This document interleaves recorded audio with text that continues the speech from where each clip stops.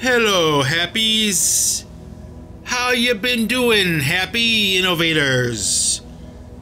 Happy holidays, you happy innovators. It's that time of year again. So, I'm sitting here at my desk, getting ready to do my Singularity podcast, and I had this idea, okay, that I would do a podcast today that wasn't just about one thing, you know?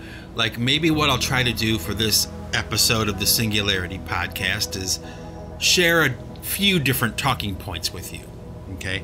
So, I sit down at my desk with my cup of coffee right here, take a sip. Oh, man. And I thought I would share with you a little kind of like secret, or maybe just something I stumbled across probably about a year ago in my studio. A little technical suggestion, okay? Now, if you're a musician who records at home and you perform the music yourself and everything, okay? And let's just say for the sake of discussion that you're not a drummer, okay? So you never went out and invested, thousands of dollars into a drum set, nor could you, okay? Let's say you're a musician on a budget, okay? Well, I'm going to share with you a little trick that I figured out about a year ago, or maybe 2 years ago now. I was working on a track I have called Walking the Wall. It's a PC3 song, released on Creative Commons or whatever. And with this particular idea, Walking the Wall, it was one of those 24-hour songs that I've done where I start the song, right when I wake up in the morning, adding music and everything. And then, around supper time, I stop working on the tracks. Like, whatever has been recorded by supper time, that's it. That's all the tracks for the song. And then I'll go eat supper, and then I'll come back and I'll edit what I have into a finished piece of music. Like a really quick process, 24 hours, So with this particular idea, I'm sitting there, right? And I had this idea. I have a pair of brushes, metal brushes, that I use for my drums, right? And I have them at my desk. And I usually, when I'm recording an idea, I like to keep notes. Like I write down things in case I need to go back in time and redo something again or something like that. Like I just kind of keep like little notes as I go along. So I always have like a notebook on my desk.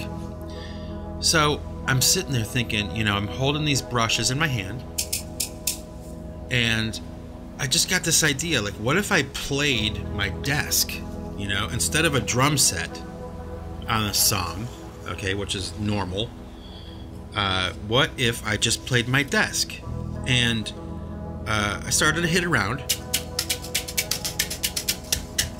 I found that my lamp that's above my desk has a pretty good bell sound.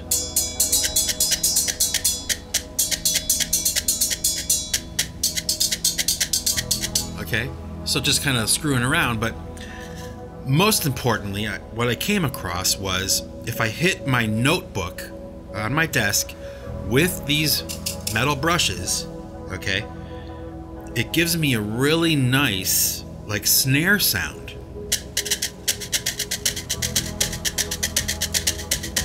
Okay, now like almost like a marching snare, right? A really tight, high sense kind of sound, but it's a rhythm being played manually, Get what I mean? It may not seem like a big deal, but it kind of just gave me that idea, like of playing with found sounds, like not always resorting to my drum set, stepping off of it, and playing, inanimate objects, That's a lamp, What a cool sound. The screen on my computer, my actual desktop, more of a bass drum sound. So, and here's my recording interface. also, if I'm alternating between the notebook and my interface, I kind of can get some pretty cool rhythms going. I'm sure you can hear what I mean now.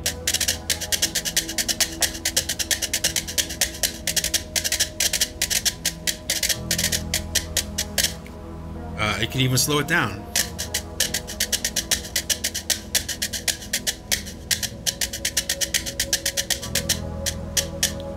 Hear that? That's my brushes rubbing across my notebook.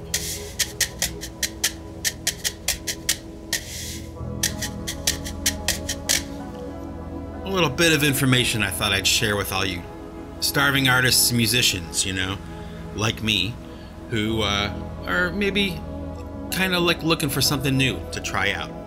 This is something I would recommend. You don't need to go out and buy $1,000 worth of drums necessarily. You can get away with playing simple things like your notebook or your desk.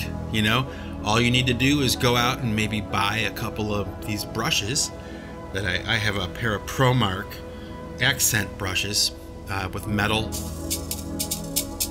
brushes on them, and they're really comfortable to play, and they're really inexpensive. And you'd be surprised at how many times since I recorded Walking the Wall with my notebook drumming, how many times I've, on a whim, picked these things up and just started going around the room, You know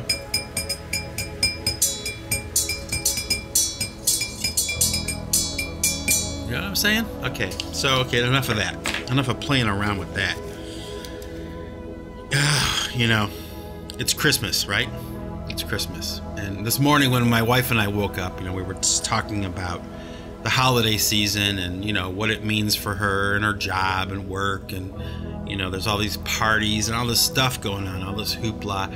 And there's gift exchanges and stuff like that. And, like I mentioned last year, okay, there's a certain amount of, pressure that comes with the holiday season, to reciprocate gift giving and generosity and things like that, right? And while we're talking, I just couldn't help but think about this, that we celebrate Christmas really like all over the world, right? And I kind of feel like,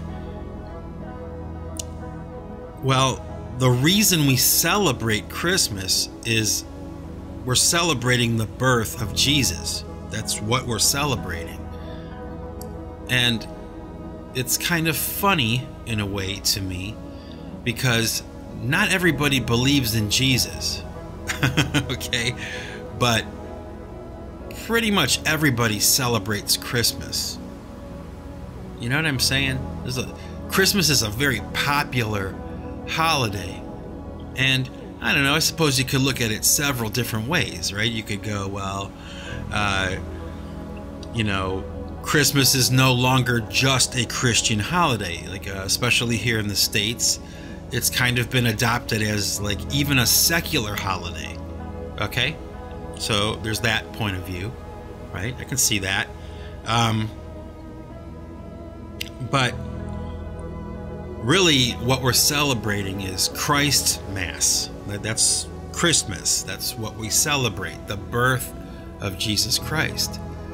And it doesn't surprise me that in this time we live in, that Christmas has, turned into or devolved into this holiday that celebrates materialism, which is like technically the opposite of what we're supposed to be celebrating.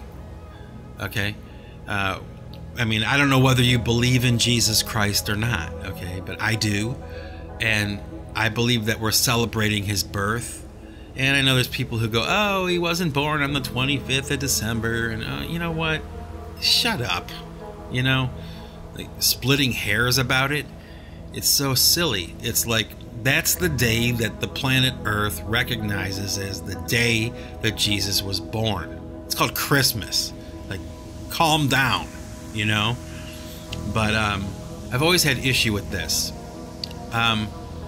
Like, I don't have any problem with people professing their belief in Jesus. Okay? I don't have any problem with that. In fact, as Christians, we're kind of like encouraged to do that. Okay? To spread the word, you know, to continue the work of the apostles. Like, that's what we're taught to do, right? So if you're like an atheist or an agnostic or something, and you have some Christian guy, you know, beating you over the head with Christianity, okay, like attacking you with it and trying to convert you, you know, by force, you know, they're going to make you believe because they just have so much knowledge. I've always had kind of a problem with that.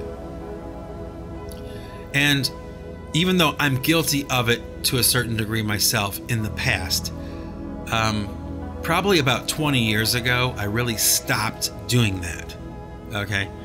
Because, well, one, I'm not an expert. I'm not knowledgeable enough and qualified to really debate and talk about religion and things like that. Okay? And Christianity, you know, versus atheism or something. I'm not smart enough to do that. I just don't know enough. But I've always had a problem with, even though I'm a Christian, I have a problem with a lot of the time the way that Christians try to proselytize, you know, even to like me. You know, I believe already, you know, and it becomes like this really stupid, like splitting hairs, like, you know, who knows more, you know? So I've always had a problem with that, you know? Like, I tune them out, and I've been reluctant to talk about spiritual things, religious things on the Singularity podcast, not because I'm afraid to or something stupid like that. It's like, because I don't need to be talking about it all the time, okay? And it's not important to me that I convince you that I'm right and you're wrong. I do think it's important to convince you of the truth and what I believe is the truth, okay? But there's a time and a place for that. And I don't know, maybe in the future or something it'll be that way, but the Singularity Podcast isn't really that kind of platform for me, okay? And it's not about me being right and you being wrong. It's about the exchange of ideas and just talking about ideas.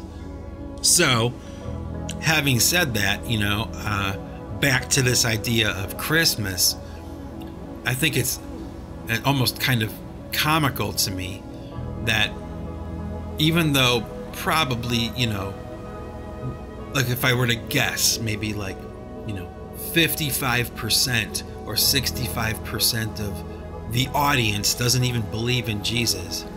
For some reason, when it comes to Christmas, we all kind of like ease up a little bit and kind of just go with it, you know, because it's a pleasant, or it's supposed to be anyway, a pleasant time of year, and it brings people happiness and joy, you know,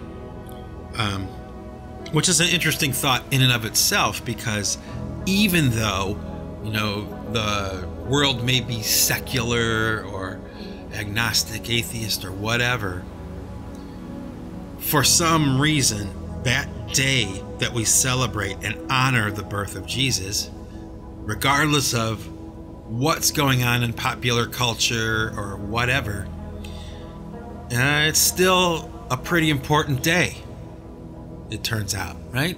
Christmas is still a pretty important day of the year. So think about that, you know, because I do. You know, I wanted to talk to you a little bit today, too, about when I was visiting Cleveland back in September. I sat down with my dad, okay? And I had brought all my recording gear to Ohio to interview my dad, okay? And the idea was, or at least partially, like the hope was, that I would share the interview with my dad with you on the Singularity Podcast. That my first interview would be an interview of my dad, okay? And so I'm at my parents' house, right? And I set up all of my equipment and everything, the microphones and everything. And like a complete lunkhead, like I am, I went through all the trouble of, loading up my gear, driving to Cleveland, unloading the gear, sitting my dad down, like actually getting him to just sit there and talk to me for a while on, recording, which is, nothing small either. And I forgot to hit like a certain button on my unit, which is called phantom power, and that makes the microphones work.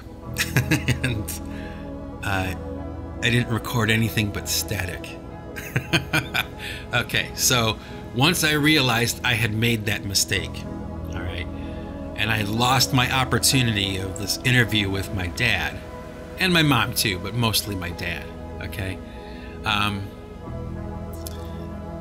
I had another opportunity. Okay, I had one more chance. So what I decided to do was just take my iPod, okay, no other recording gear or anything, and just video my dad and record him talking, okay? So I have a video and I would have an audio. And, the idea was that I would eventually at least share the audio with you on the Singularity Podcast, right? Well, I'm asking my dad all these questions, like questions about like when each one of his children were born, like what do you remember when the oldest was born?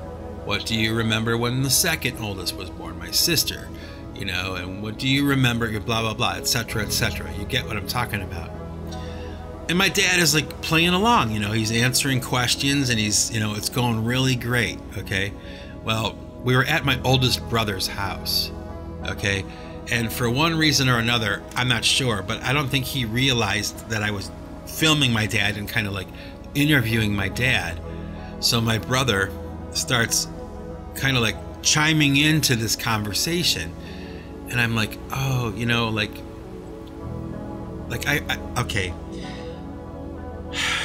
It's cool that you want to talk and all that, and you want to be part of the conversation, but I'm doing a thing here, and my brother is just like walking all over it, and my dad is kind of a quiet guy, and my brother is like, not a loudmouth, but, he's an extrovert. So, I'm asking my dad a question, and my brother starts answering what he remembers, okay?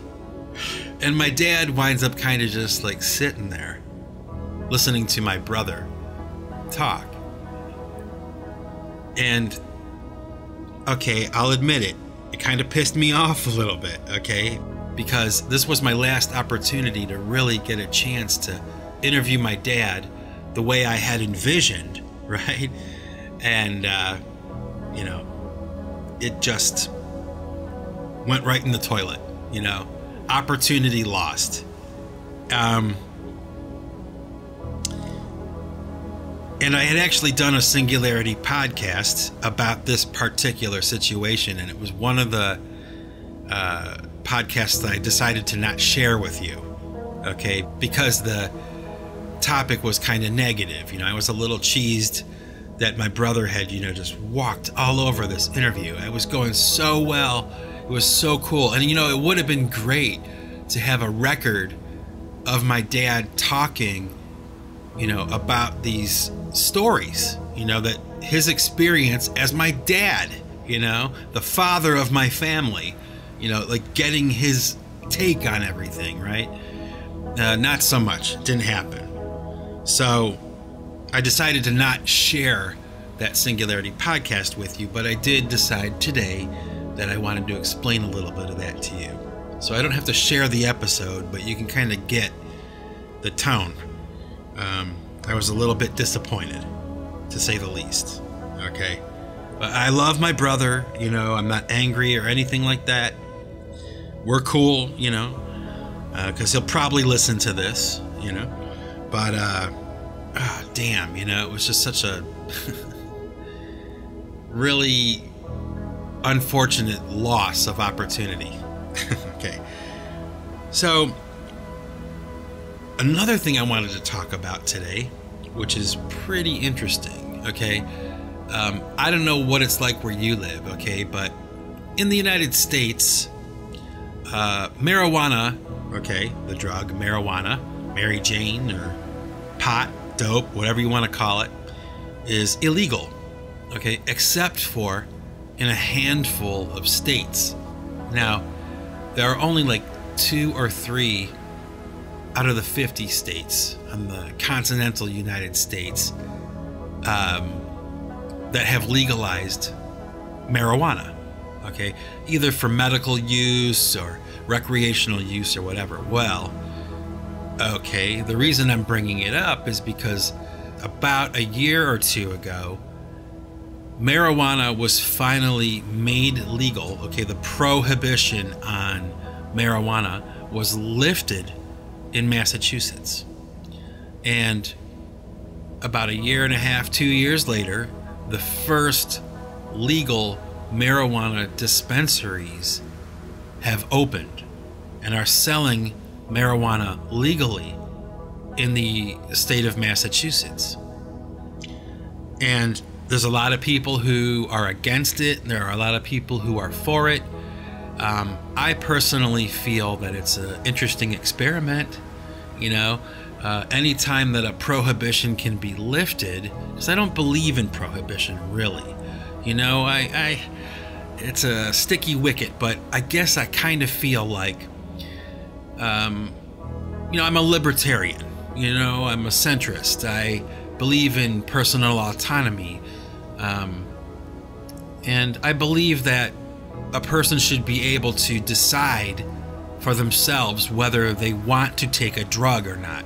I don't think that it should necessarily be illegal, that it should be something, if you're of age, you know, over 21 or something, that you should be able to pretty much try whatever you want to.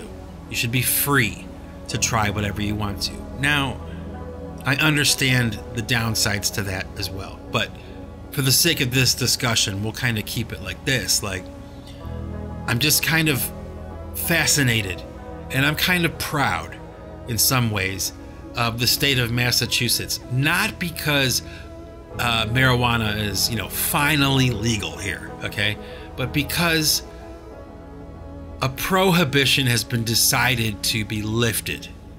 And I think that that's more important than any specific, you know, prohibited substance. You know what I mean? It's more important that exercise of freedom and autonomy is more important than the drug itself. So there you go. I thought I would share that with you because I'm watching it play out now. It's kind of an interesting thing to watch, and I'm just personally, I'm very proud that that prohibition has been lifted. So there you go. And here's another thing I wanted to talk about. First, I'm going to take a sip of my coffee here. This is kind of like a Hodge Podge, you know, Singularity podcast today. I'm just kind of going with whatever I have in my head. So I hope you don't mind. It's, you know, hopping from one thing to the next, but, you know, it's kind of like a news report, you know, or like an editorial. Anyway, coffee time. Hold on. Okay, that is like the best cup of coffee I've ever had. And I think I'm going to take another sip.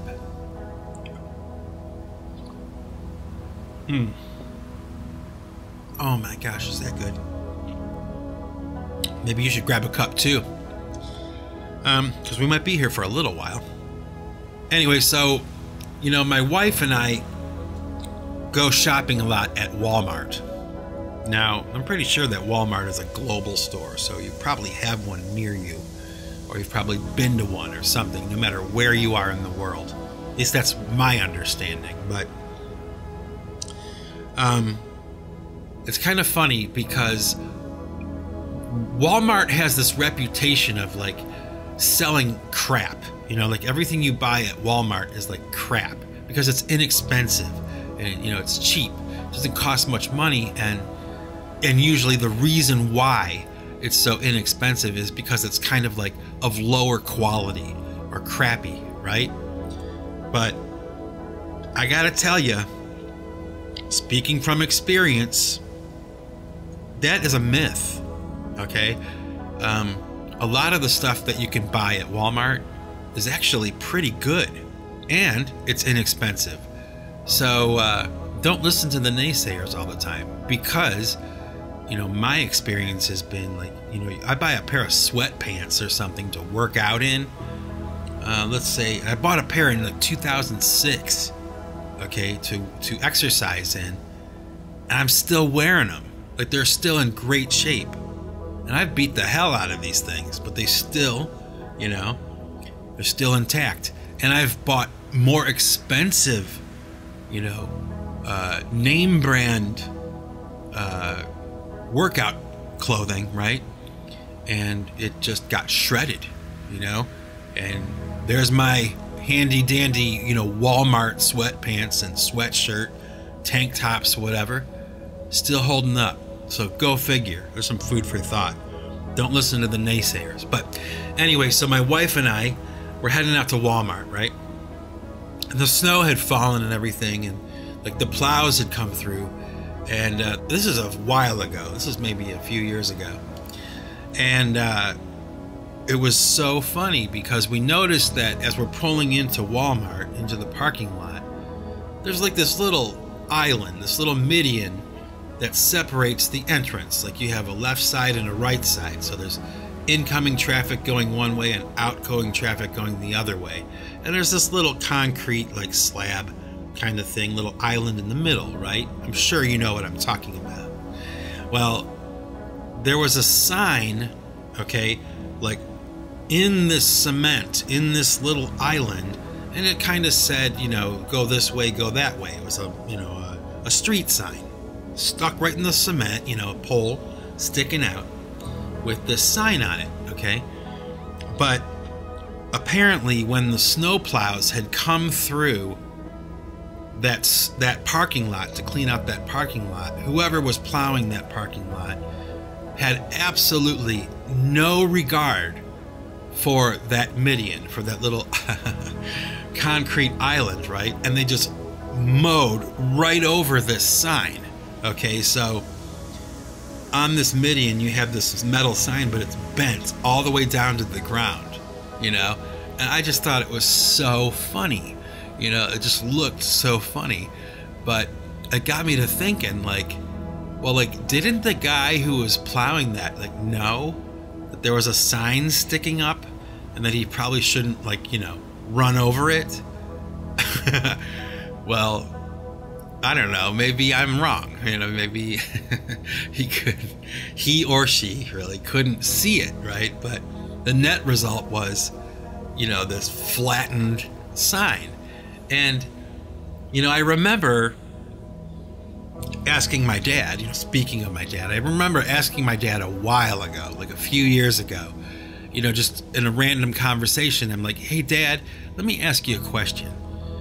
Do you think that, you know, since you were my age, okay, from the time you were, let's say, 47 or maybe even younger, like 35, okay? My father's about 82 right now. In between that time, would you say, from your experience, that people have gotten smarter, okay? Or have they actually gotten stupider, okay? And without hesitation, okay? Without even having to think about it, he just blurted out, stupider, you know? People have gotten stupider. And we wound up, you know, musing on that for a while and talking about it, but I gotta be honest, I couldn't help but think about that conversation when I looked and I saw that sign just like flattened on that median, you know? Like, okay, it might sound harsh, but maybe it's like this, like, you know, the more that time goes by, let's just say, hypothetically, maybe people are actually dumbing down, like actually getting stupider. And there used to be a time, okay, when there was like a standard. There used to be a time when there were standards, and they weren't necessarily very high standards, but, you know, they kind of kept everything intact in our civilization, right? But if you pay really close attention, okay, to little things like the plow just flattening that sign, and you keep your eyes open for those kinds of things that, things that are broken or going in the wrong direction or something, and no one says or does anything about it anymore. It doesn't even matter anymore. Like, the standards are so much lower now that you can flatten a sign at the Walmart entrance and nobody will do anything about it. They'll just leave it like that, okay? Because it's still flattened, okay? Like, nobody even went out and tried to, like, you know, bend it back up. It's still flattened, right? So it speaks to this era that, you know, is worrisome to a certain degree, I suppose. That probably sounds really snotty, right? But it's like, you know, because it's not like I'm like Mr. Intelligent, you know. I'm not like super smart. I'm guilty of extremely stupid things myself, okay? I'm not proud of it, but it's true. I am. I'm human. But I do have standards. And I think they are a little bit higher than that, okay? Like paying attention to something like that, you know. Do you know what I mean? You may or may not. I don't know. It's kind of a negative thing to say. So make of that whatever you want. But Walmart's not so bad. How's that? We'll stay positive. Walmart is not so bad. You know, another thing I wanted to talk about today. Let me get a sip of coffee again here.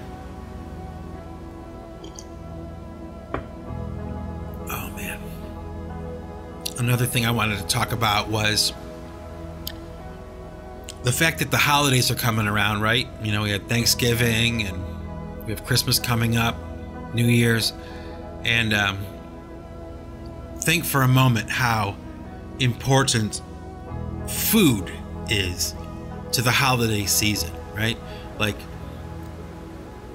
really, the essence of gathering with people, usually, you know, at all times, is really at the center of every family gathering, okay, is this idea of sharing food. And food is like a huge part of the holidays, you know. And it's something that I don't spend a particularly, you know, large amount of time thinking about, but it is worth pausing for a moment and just at least thinking about it, and maybe even talking about it a little. You know, this idea of good food, you know? Do you ever think about that? Do you ever think about that? Like, how fortunate we are to have, like, good food, you know, a favorite food. I don't know what your favorites are, but I got a handful myself, right? And I remember a while ago I was watching this biography, or this documentary about Michael Hutchence from In Excess, who's one of my favorite singers. I just think he was a great singer, a legend. But you know, he was in an accident, or he was like, you know, he had gotten injured somehow, either like in a bicycle accident or like in a fight or something, and he hit his head really hard, okay, hard enough to lose his sense of taste. And man, I have thought about that, you know, countless times. Just that, what a horrible tragedy, right? Can you imagine going through life without taste buds, without being able to taste food? It's like absolutely terrible, isn't it?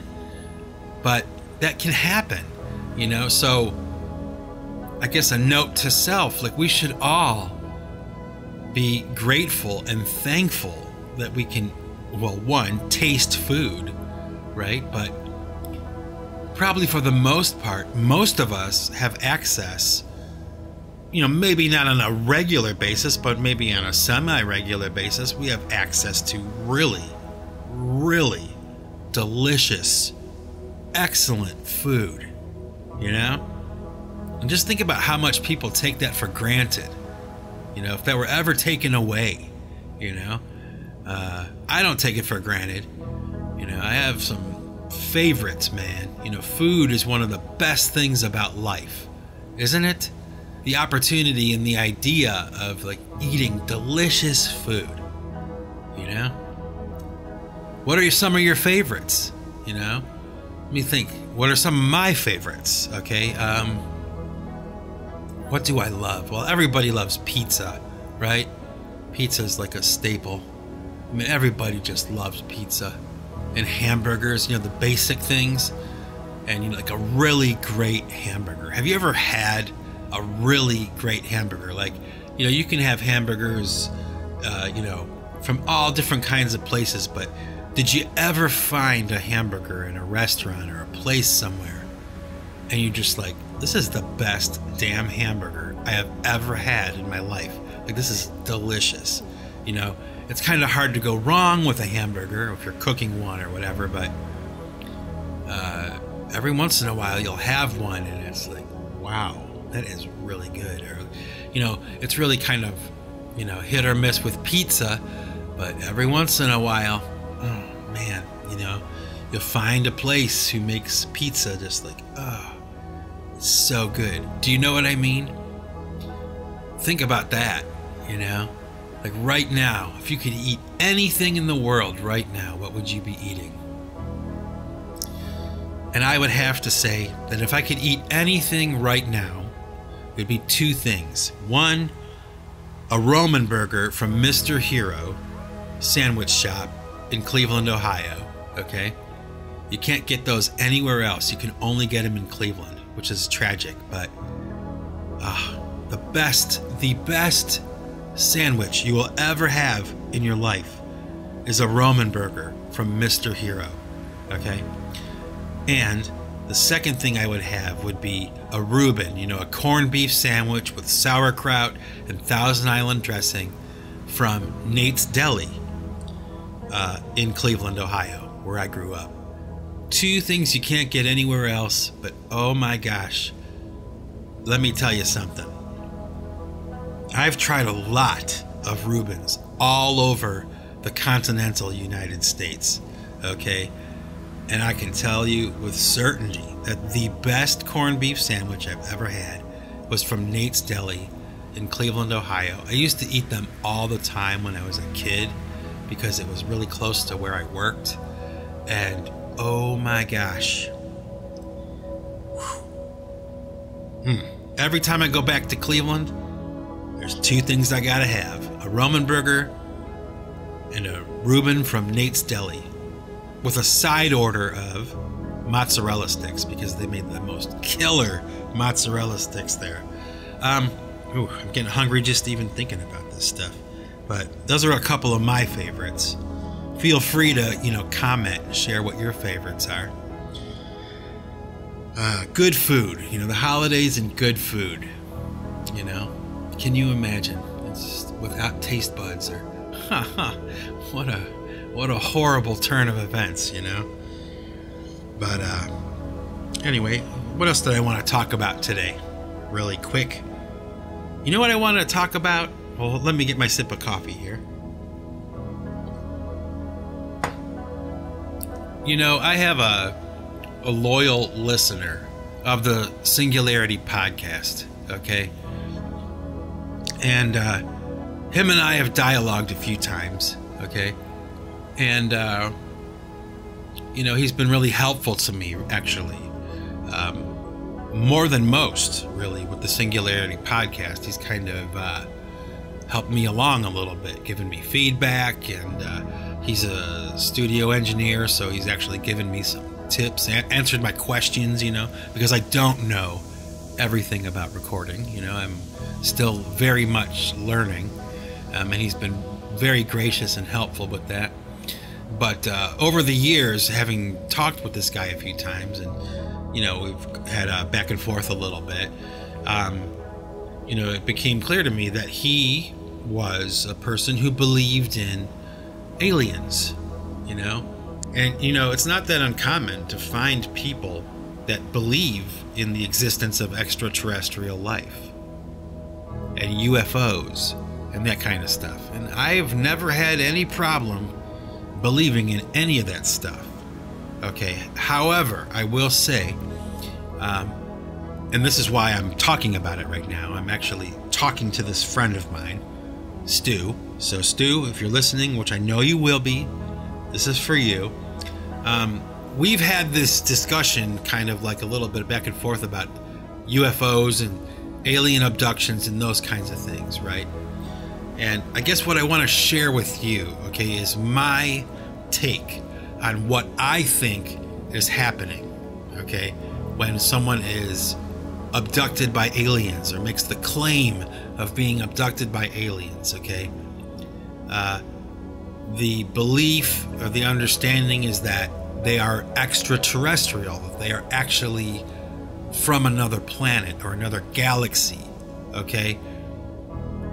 I don't believe that really anymore. I do believe, though, that when people make the claim of having been abducted or seen a UFO or anything like that, those kinds of things, they are really having this experience. Okay, I believe that they are not lying, that they are telling you what they experienced. But I just don't believe that they're from another planet or another galaxy. I believe they exist. I believe people see them. I believe they abduct people. I believe all those things. I just believe that they're interdimensional. Okay, that they're not from another planet. They're not extraterrestrial. That they are actually spirits. Okay, that for one reason or another, however, they've been able to find a way to cross over into our dimension and, for the most part, torment people. I believe that's true. And I have a whole host of reasons why I believe that. But I wanted to share with this listener of mine my position on it. Okay, so I believe that UFOs are real. Don't have any doubt about it. These people, when they tell these stories, they have these accounts of what they've experienced. They're telling the truth. They're telling you what happened. Maybe not all the time. I mean, maybe some of them are delusional or insane or something, okay? But not all of them.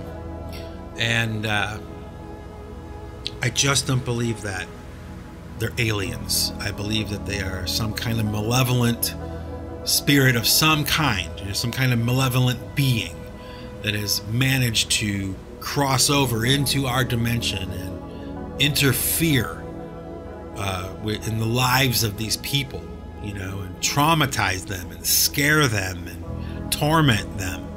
It's very seldom do you ever hear a happy story about an abductee, of aliens. You hear these horrible accounts of torture and suffering.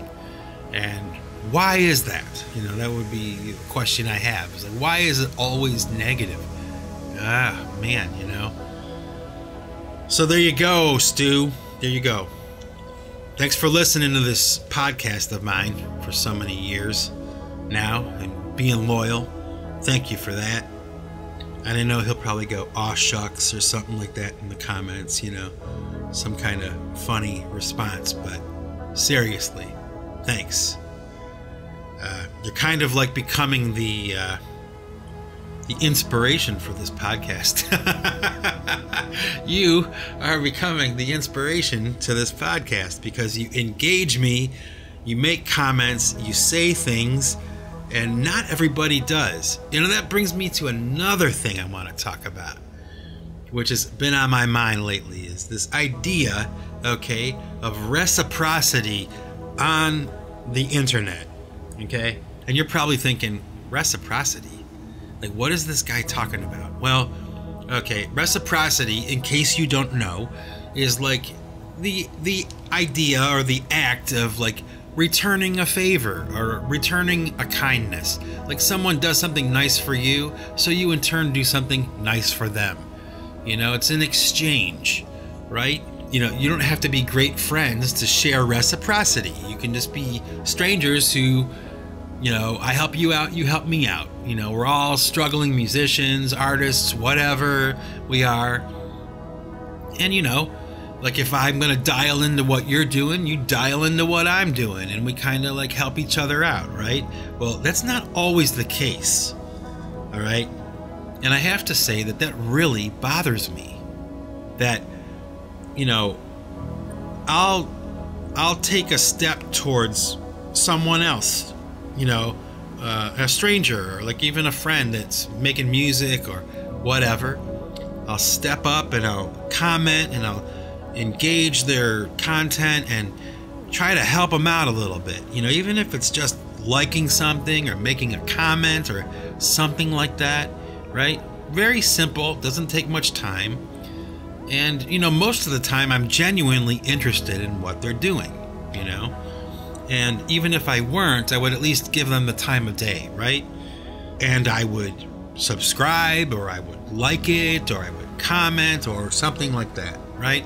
A good example of that is my friend Eric, okay? He has a YouTube channel, Lutherville. I have a YouTube channel, and we both kind of help each other out, He'll watch my stuff, he'll comment, he'll like, whatever, dislike even, I don't care. And I'll do the same for him. Now, there's a sense of like obligation in a way, okay, but that's not what it's all about, because I genuinely care about him and what he's doing and what he's creating, and I'm interested in it. So of course I'm gonna reach out to him and he reaches out to me, right? Reciprocity. I scratch your back, you scratch mine. One hand washes the other, however many cliches you want to throw at it. But nothing will turn me off faster to someone who's an artist, musician, whatever. Nothing will turn me off faster than when they don't practice reciprocity, okay? I find it to be rude. It's not courteous. It's not the proper decorum, If I engage your content, you should at least listen to mine a little bit, okay? Not so much. That doesn't happen as often as at least I think it should, okay? And that's all I'm going to say about it, but it just kind of pisses me off, Now, let's see. My final topic that I'm going to hit you with today, okay? Take a sip of coffee here. Final idea here that I want to share today is a story about my brother Steve. Now, this story that I'm going to tell you is also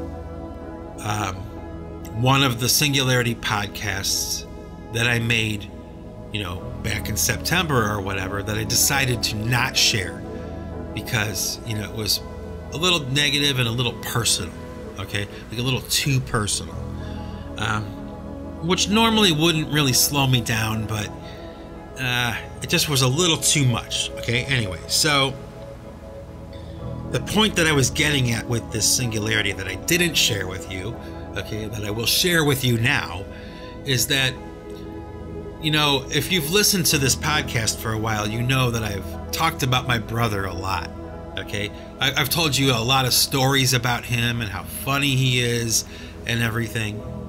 Well, the last time when we were visiting Cleveland in September, it was status quo, business as usual, telling Steve stories, laughing or whatever. However, this time, okay, I kind of sensed from Steven, okay, who is now probably, 50 years old. Okay, he's 50 years old. He's not a kid anymore. And in this process of visiting and doing the remember when and laughing and all this, telling Steve stories, I kind of got the impression from him that, like, the joke wasn't funny anymore to him. And I think, even though he would never say it or admit it or whatever, I think there's a part of him that's kind of like sick of it, okay? And I understand that, okay? Like, it's funny to me, it's funny to my family members, but it's not so funny to him anymore, okay? To be the butt of a joke, or to be, something to be laughed at all the time. Because, in all honesty, Steven, as goofy and as silly as he is really actually a pretty serious guy. He double majored in college, like I've said before. In my podcasts, I've talked about that and how hard it was for him to get through college, and he did it, and he finished, and he paid for it himself. He didn't have any help from anyone. He did it all by himself. And, he started 2 businesses. He's self-employed, so he runs 2 businesses. And they're successful. Both businesses are very successful. He's doing really well. And we don't talk about that so much, And when we came home from Cleveland, and my wife and I were both kind of debriefing and talking about the whole visit experience, she kind of pointed out to me something that I had never really thought about before, okay? And it's kind of personal. It's kind of a family thing, but I'll share it with you in the hopes that maybe you can relate to what I'm talking about somehow, okay?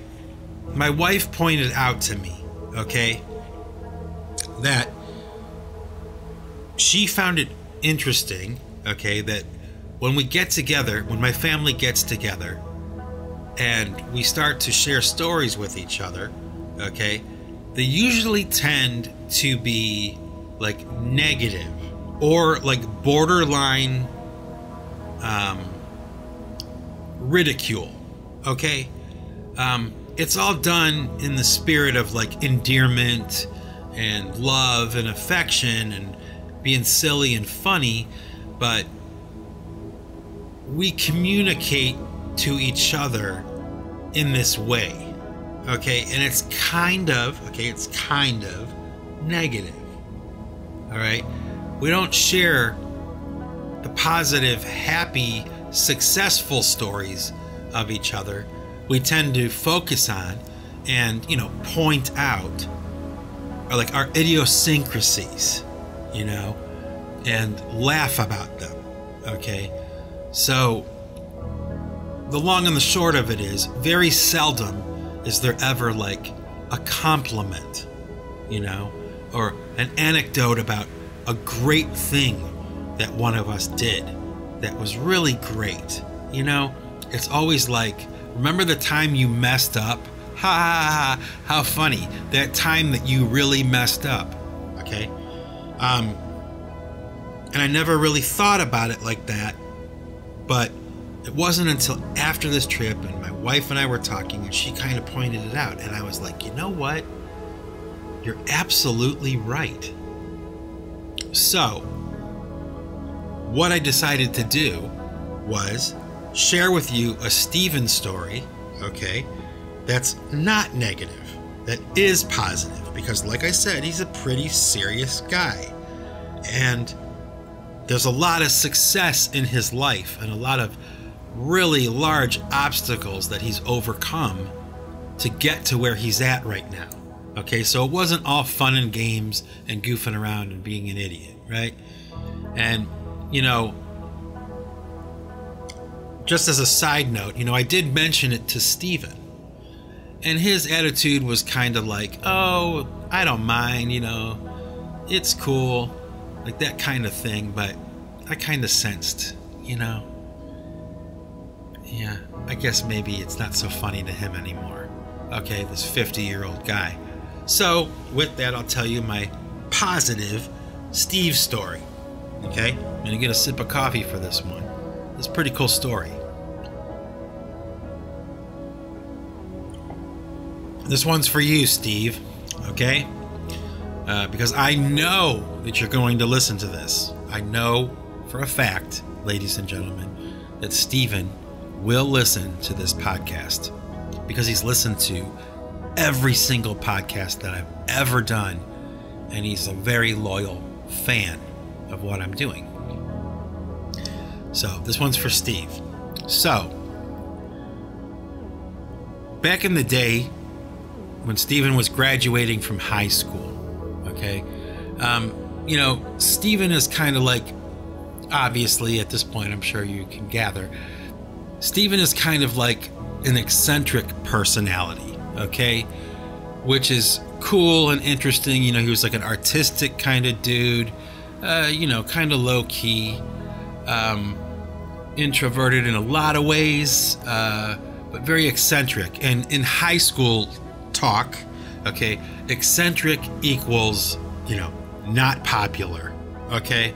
So Steven did not enjoy popularity in high school. In fact, sometimes it went the other way, okay, where people were negative or bullying him or something, okay, which is a whole separate conversation. But so it was really interesting because when Steven was graduating from high school, he was asked for some reason, you know, by the faculty of the school or whoever was in charge of, you know, picking the speech writers for the commencement ceremony, his graduation ceremony. Steven was asked if he would write a speech and read a speech at his commencement. And he said yes. Okay. Now you would think that it would be like, you know, this story of Steven going off the handle or doing something silly or doing something stupid. But let me tell you, okay, because I remember this like it happened yesterday. Okay, it's still very vivid in my mind. Okay, we were at the commencement, right? And Steven, you know, walks up to the microphone, or walks up to the podium, right?